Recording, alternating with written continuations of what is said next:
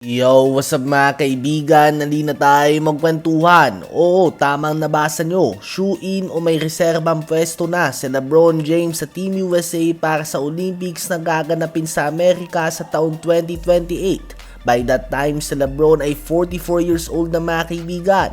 Kung magkaanak nga si Bronny in 2 years, literal na may lolo na maglalaro sa basketball kung sakali para sa Olympics para sa Team USA. Ganun na lang nga ang respeto na meron sila kay LeBron mga kaibigan.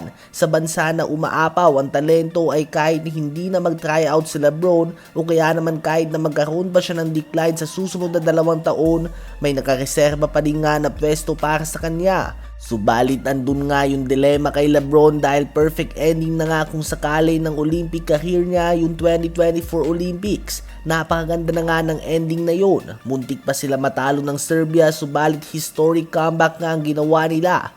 Yun nga ang last memory natin kay LeBron sa Team USA at hindi nga natin matitiyak ang ginto sa Team USA sa 2028 Olympics tulad sa mga naunang taon. Kaya naman kung sakali ay sugal nga ito sa legacy ni LeBron dahil kung matatalo sila at mag-uwi lamang ng bronze o silver sa kanyang last Olympics, ito nga ang magiging last memory natin sa kanya bilang member ng national team ng Amerika at tiyak na makakaman siya nga ito para sa kanyang legasiya.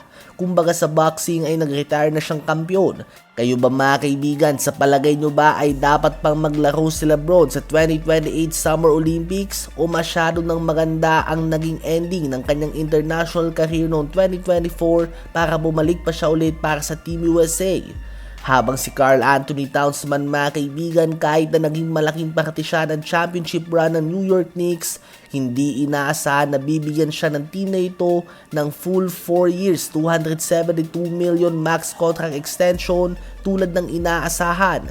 Gusto nga na ipanatili ng Knicks ang kanilang kultura kung saan ang mga star player ng team ay handang mag-take ng pay cut. Si Bronson nga ay tumanggap ng mahigit 100 million na pay cut at nagbunga naman ito sa isang championship.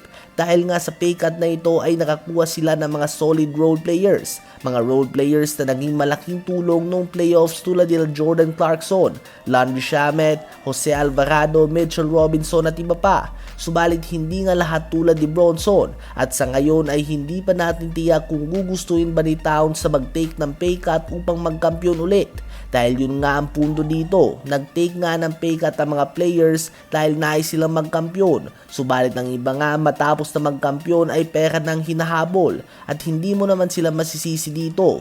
Nais lang nga nila na matiyak ang seguridad ng kanilang kinabukasan at kinabukasan ng kanilang pamilya. So sugal din nga itong planong gawin ng Knicks mga kaibigan. Ano ba masasabi nyo tungkol dito?